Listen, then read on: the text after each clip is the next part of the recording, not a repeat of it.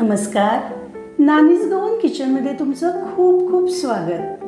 दिवाळीचा फराळ खाऊन अगदी मन तृप्त झालेलं आहे आणि आता काहीतरी चमचमीत हवंय। म्हणूनच आज आमच्या किचनमध्ये बनतोय पनीर टिक्का। अगदी सोपा आणि घरच्या साहित्यात बनणारा, तरीही अगदी रेस्टॉरंट सारखी चव असणारा पनीर टिक्का। चला सुरू करूया। पनीर स्वच्छ धुवून त्याचे असे चौकोनी तुकडे तयार करून घेतले आहेत। टोमॅटोच्या बिया काढून त्याचे पण असे स्क्वेअर तुकडे करून घेतलेले आहे। कांदा घेतलेला आहे आणि 2 कॅप्सिकम असे स्क्वेअर तुकडे करून घेतलेले आहे। आता आपण याचं मॅरिनेशन तयार करून घेऊया। सगळ्यात आधी आपण 2 चमचे मोहरीचं तेल घेणार आहोत। पनीर टिक्का बनवताना शक्यतो मोहरीचंच तेल घ्या, म्हणजे त्याचा फ्लेवर मस्त या रेसिपीमध्ये उतरतो। आता याच्यात घालते 2 चमचे घट्ट दही। पातळ दही नाही घ्यायचं, नाहीतर आपलं मॅरिनेशन सगळं पातळ होऊन जाईल। आता हे सगळं मिक्स करून छान घेऊया।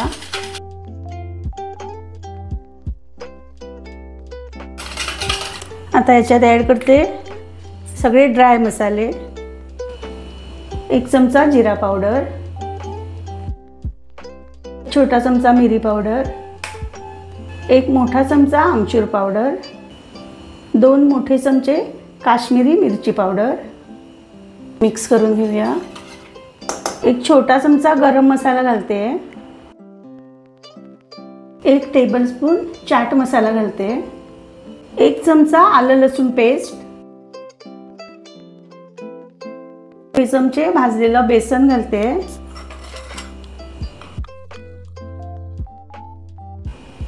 भाजून घेतलेली कसुरी मेथी, एकदम बारीक चिरून घेतलेली ओली कोथिंबीर आणि चवीपुरतं मीठ। आता हे सगळं व्यवस्थित मिक्स करून घ्यायचं।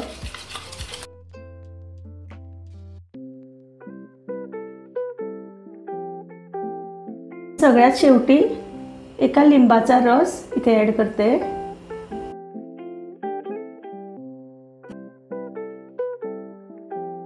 आता सगळं व्यवस्थित मिक्स करून घेऊया आणि आता तुम्ही हे थोडंसं चाकून बघू शकता। मीठ किंवा काही मसाले ॲड करायचे असतील तर करू शकता।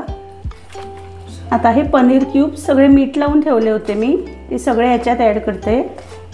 पनीर, टोमॅटो, कांद्याच्या फोडी आणि कॅप्सिकम। आता या सगळ्या फोडी अगदी व्यवस्थित कोट करून घ्यायच्या। चमच्याने करायचे नसतील तर हाताने पण तुम्ही करू शकता। ही प्रत्येक फोड छान कोट झाली पाहिजे। तुम्ही बघू शकता असं पनीर आणि प्रत्येक फोड अशी छान कोट झाली पाहिजे आणि हे सगळं असंच 10 मिनिटं मुरत ठेवायचं आणि मग आपण पुढचा प्रोसेस करूया।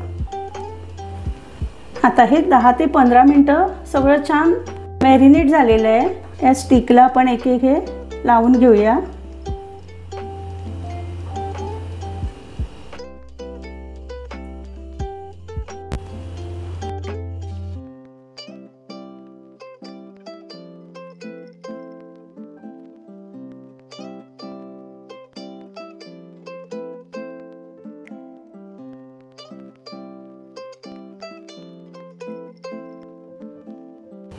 आता या दोन्ही स्टिक्स आपण ग्रिल करण्यासाठी ठेवून देऊया।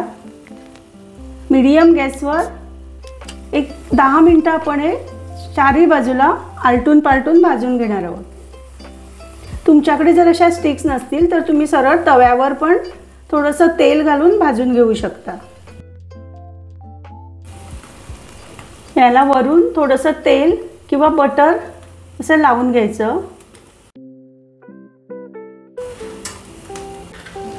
एका बाजूला भाजल्यावर या स्टिक्स अशा परतून घ्यायच्या।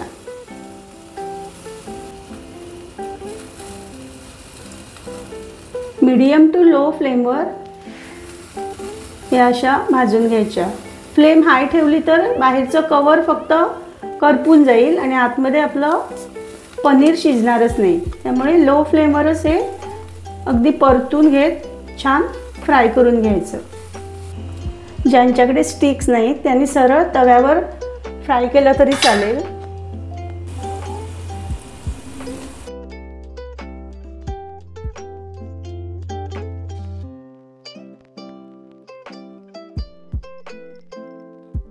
आणि रेडी आहे अगदी मस्त असा आपला हा पनीर टिक्का.